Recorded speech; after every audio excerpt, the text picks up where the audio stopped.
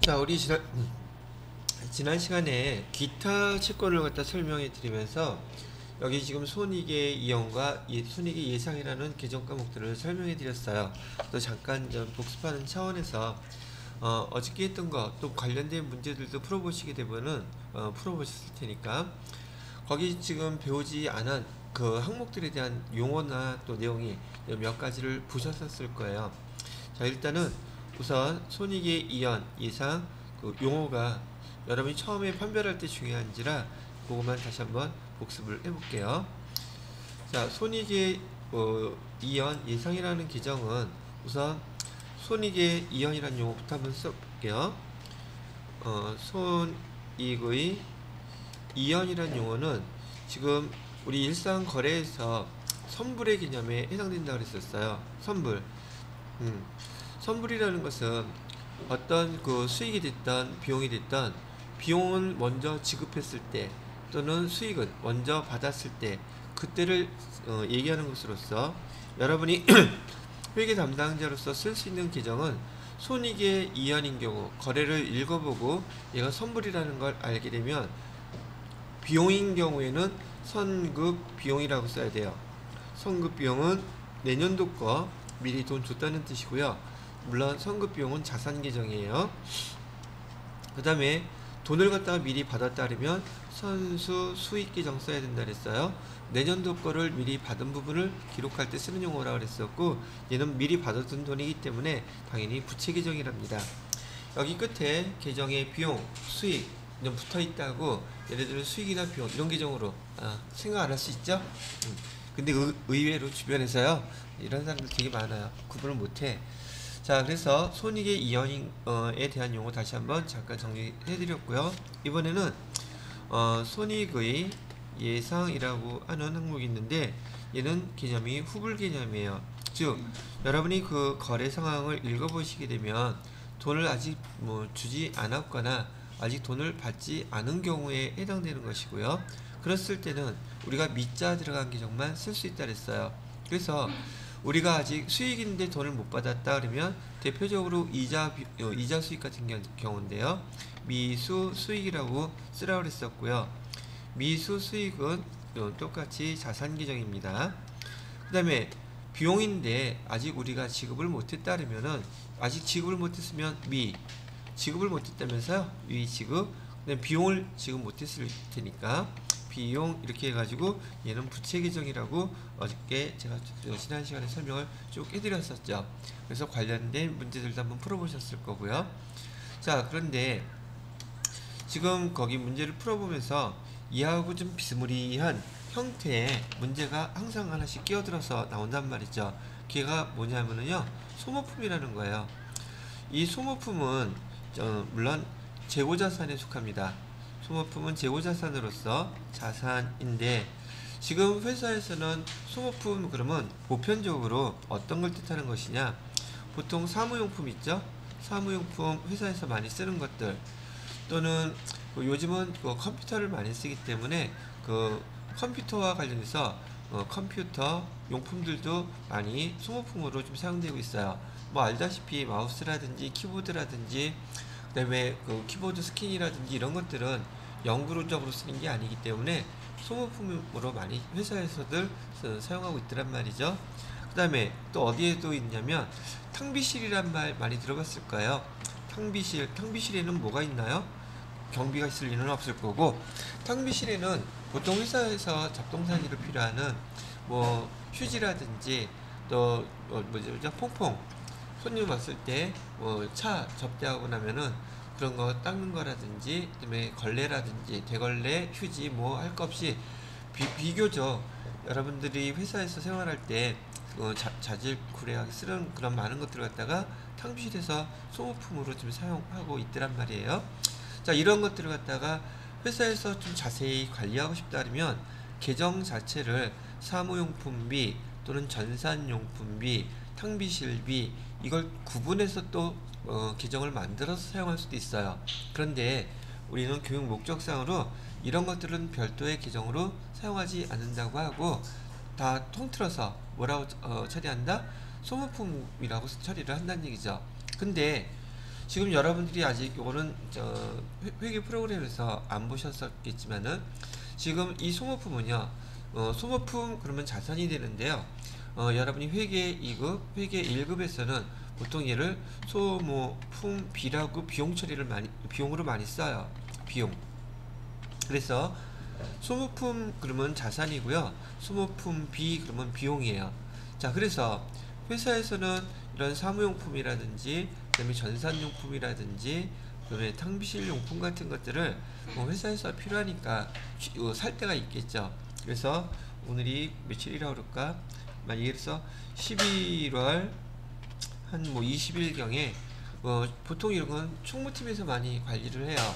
근데 규모가 크지 않다 그러면야 회계나 사무부 담당하는 곳에서 다 처리하기도 하긴 하는데 11월 20일 날 우리 그 총무팀에서 이 소모품비를 사갖고 왔어요. 소모품을 사갖고 왔어요. 그래서 일단은 우리가 흔히 배우는 말로 소모품비라고 해서 비용으로 회계 담당자가 처리를 했단 말이죠. 얼마치를 사갖고 왔느냐면 10만원어치 이렇게 사갖고 왔대요.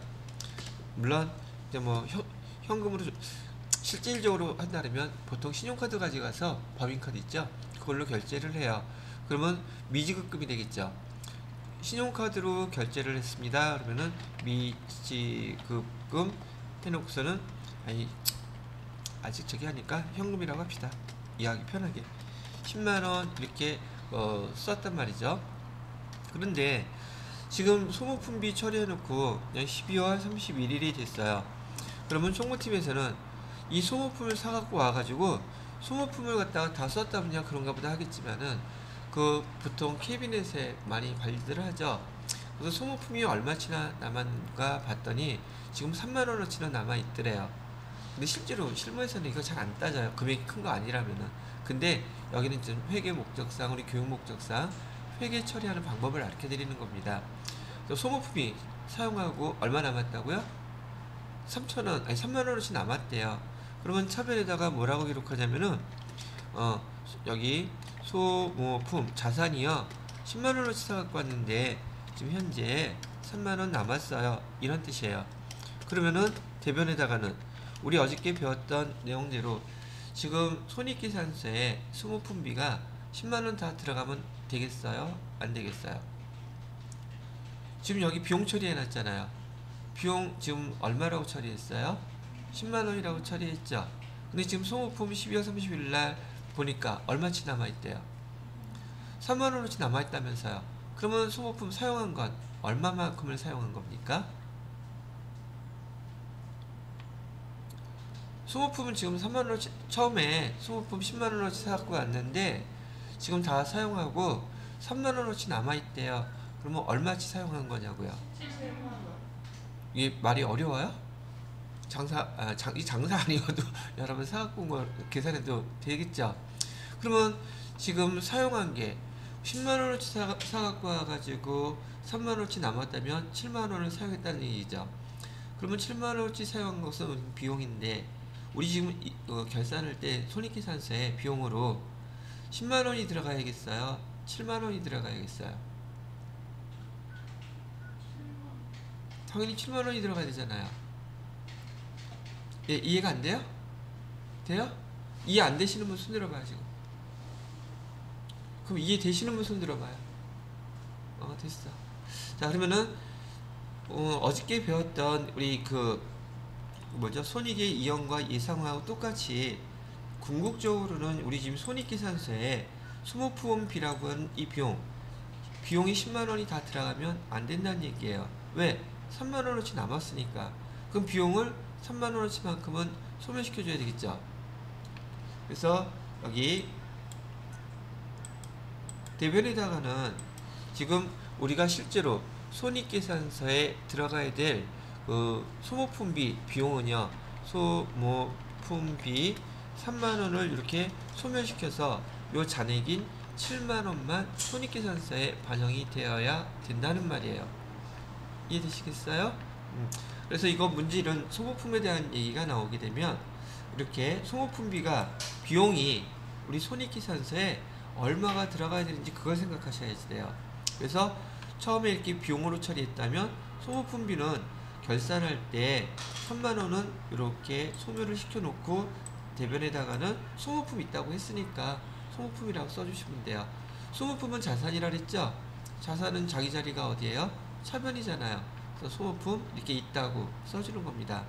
그런데 이렇게 소모품을 갖다가 회계 처리할 때 여러분이 그 교재에서도 보셨을 거라 생각이 드는데, 이렇게 처음에 살 때 비용으로 처리하는 방법을 여기 회계에서는 얘를 비용처리법이라는 용어로 거창하게 사용해요. 비용처리법이라는 것은 별다른 뜻이 아니라 처음에 이 소모품을 샀을 때 비용 계정으로 기록하게 되면 그게 비용처리법이에요. 그럼 조금 전에 얘기했던 것처럼 소모품과 관련돼서는 소모품이라는 기정도 있고 소모품 B라고 하는 비용 기정도 있는데, 이렇게 회계 담당자가 처음 샀을 때 비용으로 처리하는 게 보편적으로 많더란 말이죠. 그래서 지금 제가 먼저 이 비용 처리법을 먼저 설명해 드린 거고요. 그럼 이렇게도 쓸 수 있다는 말이에요. 처음에 그 소모품을 살 때 소모품 B 이렇게 쓰지 않고요, 그냥 소모품이라고 쓴단 말이죠. 소모품은 조금 전에 얘기해 드렸던 것처럼 자산이에요. 자산이고 얘를 갖다가 자산처리법이라는 용어로 설명을 하고 있는데, 얘는 똑같은 예를 한번 해볼게요. 11월 21일 날 여기 소모품을 총무팀에서 사갖고 왔대요.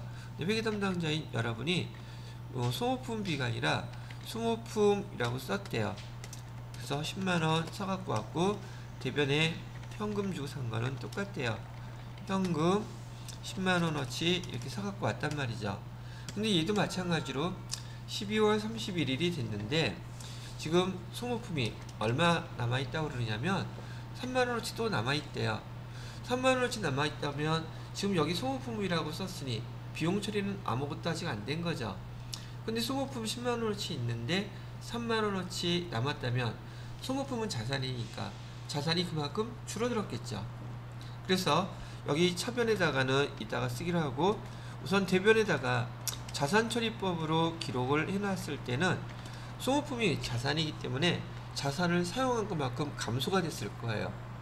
그래서 소모품 감소된 것만큼 소모품은 얼마가 감소됐겠어요? 7만원어치가 감소됐겠죠. 3만원어치 남아있다고 하니까. 그래서 7만원이라고 이렇게 써주시고요. 소모품이 감소된 것만큼 그 다음에 비용 처리하는 거예요. 사용됐으니까 그때 쓰는 계정이 소모품 B라고 해서 소모품 B 우리 7만원 이렇게 사용했어요.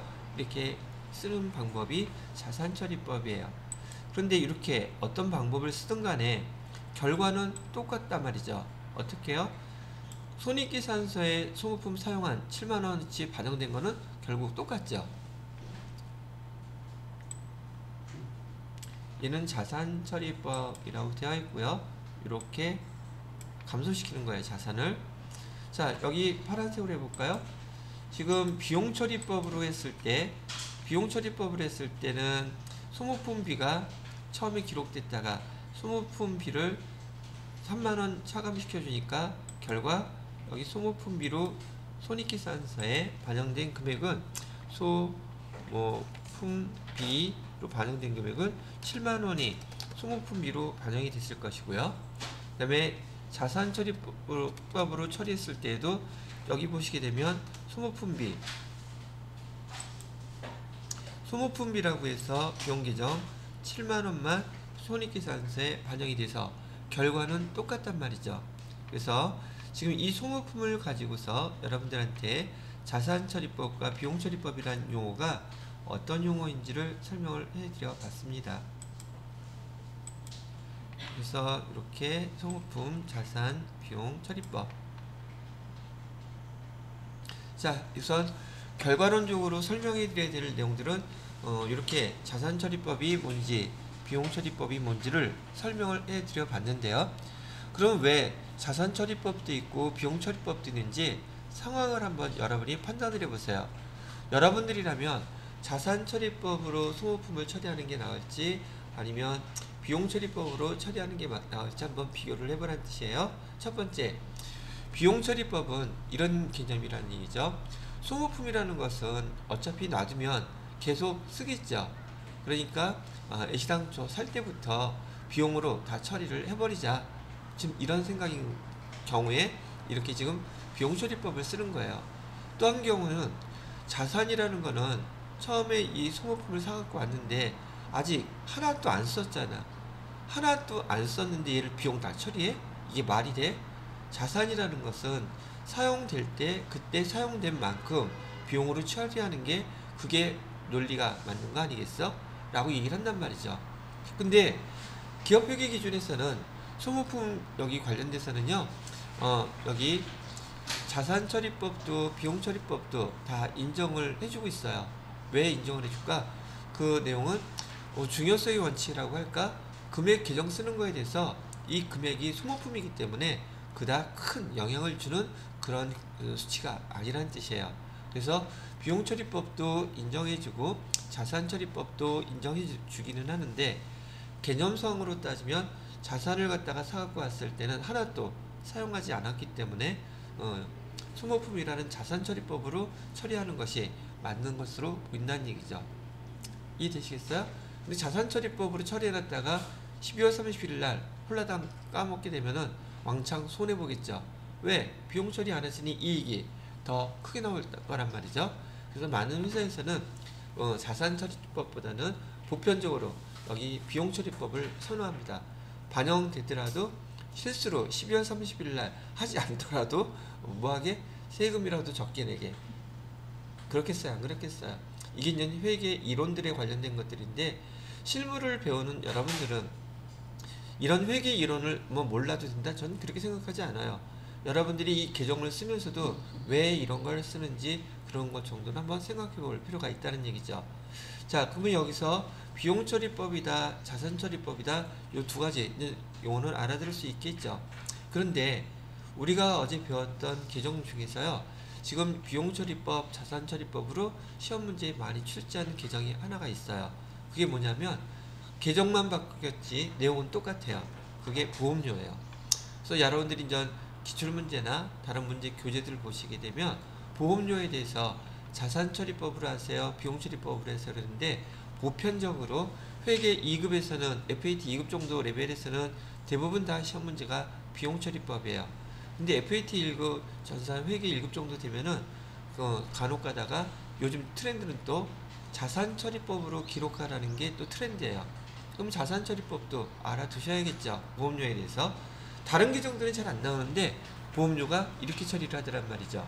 자, 여기 보세요. 아까 말씀해드렸던 것처럼 보험료 계정에도 여기 보험료, 비용처리법에 해당되는 계정이 뭐냐면 보험에 가입하고 처음에 가입했을 때 우리가 흔히 많이 쓰는 보험료라고 기록을 하게 되면 얘가 비용처리법이에요. 보험료라고. 그러면 똑같이 제가 파란색으로 소모품비라고 쓴 데다가 겹쳐가지고 제가 보험료라고 써볼게요. 자, 보험료 이렇게 쓰면 소모품이나 보험료나 비용 계정이익은 매한가지 똑같겠죠. 그리고 문제에서 내년도 그 보험료가 얼마라고 나왔냐면 올해 게 아니라 또는 미경과분 보험료는 3만원입니다 라고 얘기를 한다면 보험료가 10만원이 되면 안 되겠죠? 내년도 보험료가 3만원이라고 한다면 이건 내년도 거니까 올해의 보험료는 7만원이라는 뜻이잖아요. 이해되세요? 반응을 보여야지 설명을 하든지 예를 들든지 할 거죠. 또 이해되시는 분? 보험료 처음에 가입했을 때요, 보험료 10만원 냈어요. 근데 이 보험료에는 올해 것도 있고 내년 것도 있대요. 근데 내년도 보험료, 즉 기간이 미경과한 보험료는 3만원이래요. 그럼 보험료는 손익계산서에 10만원이라고 써져 있어야 되겠어요? 7만원이라고 써져 있어야 되겠어요?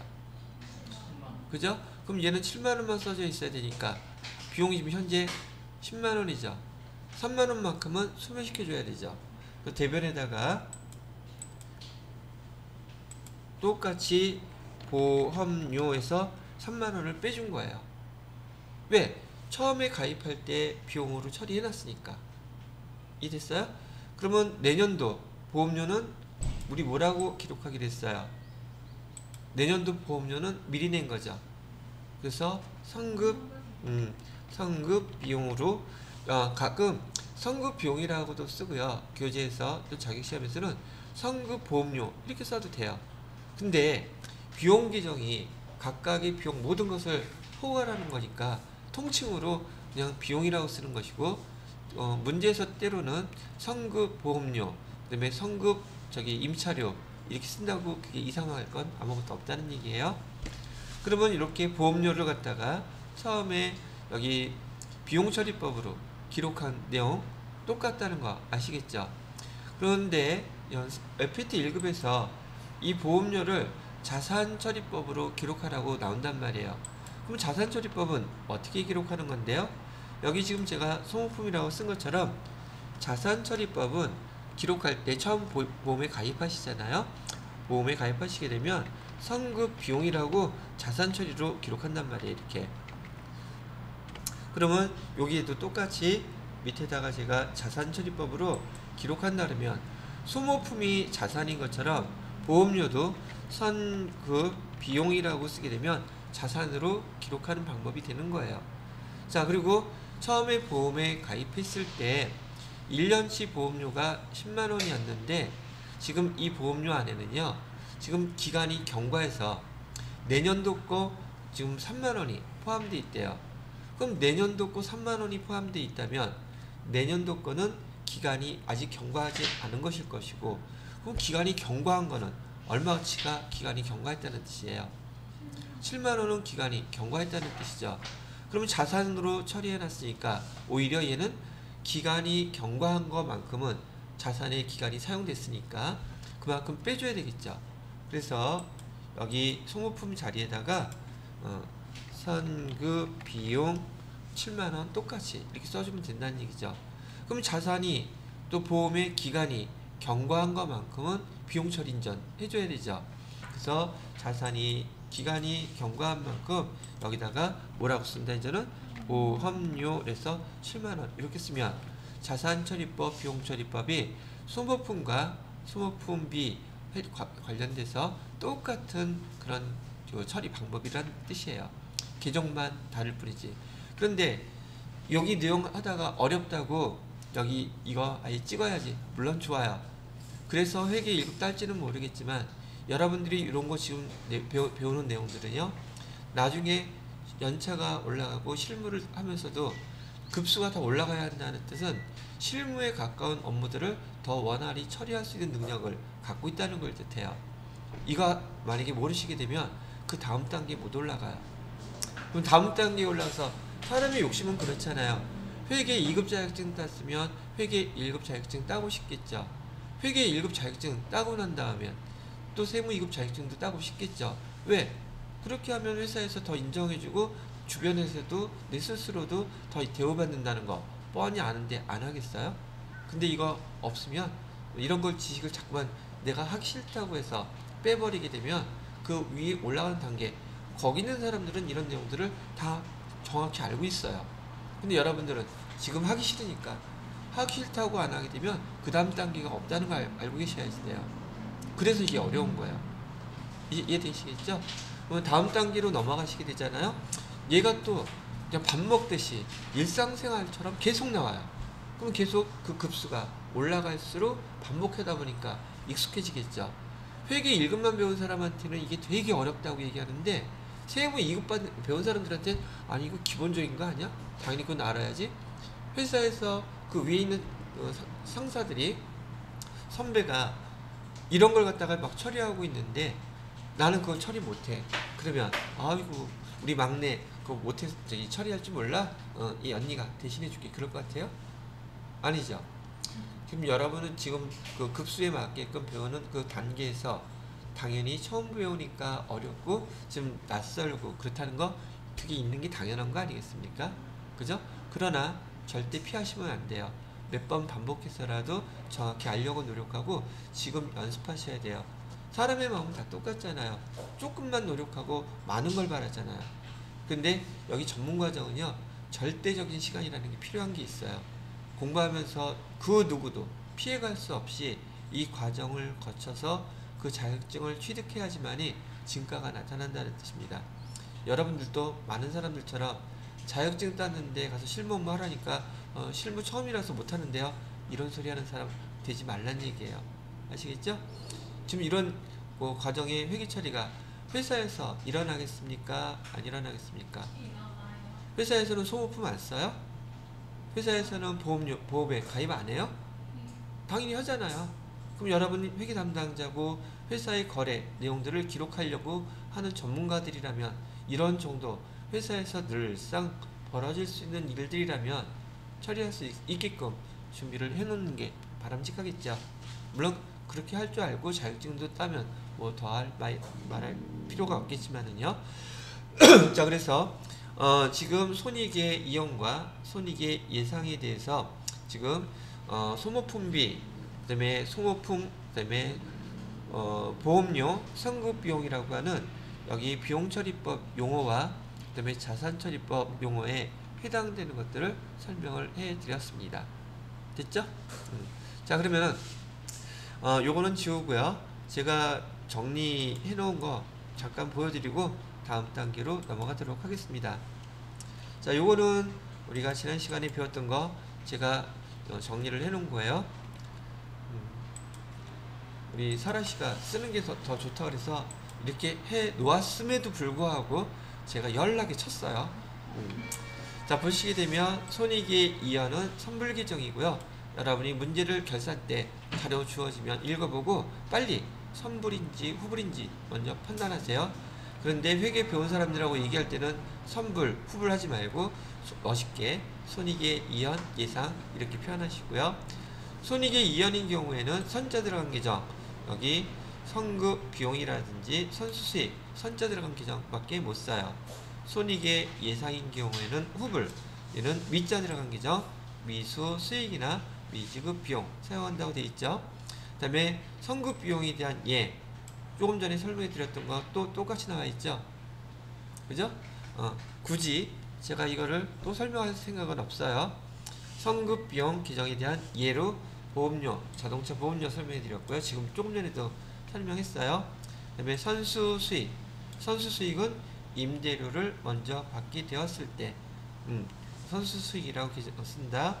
그 다음에 미수 수익, 미수 수익은 손익의 예상에 해당되는 항목이죠.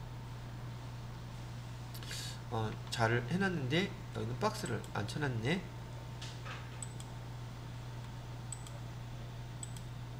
박스를 쳐놓죠 뭐.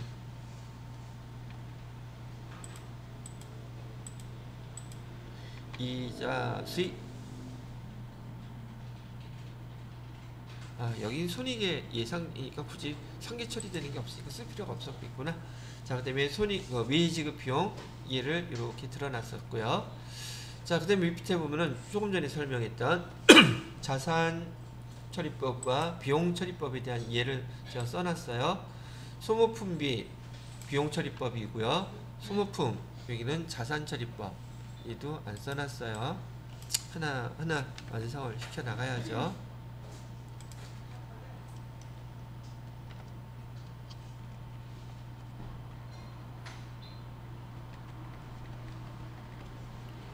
자산 처리법으로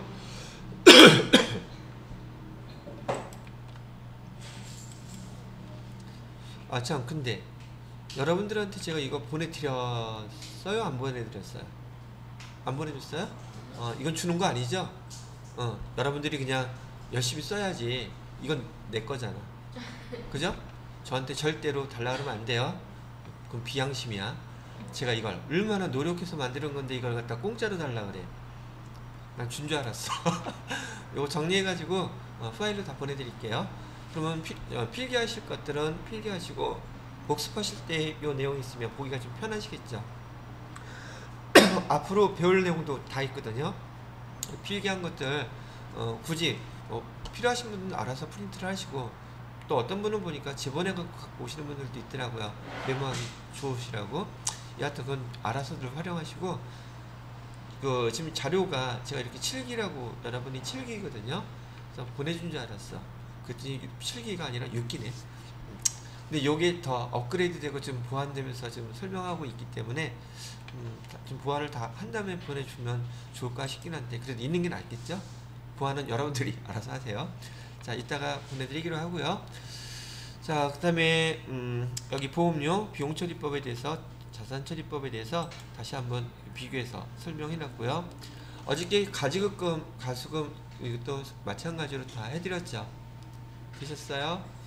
자, 됐어요.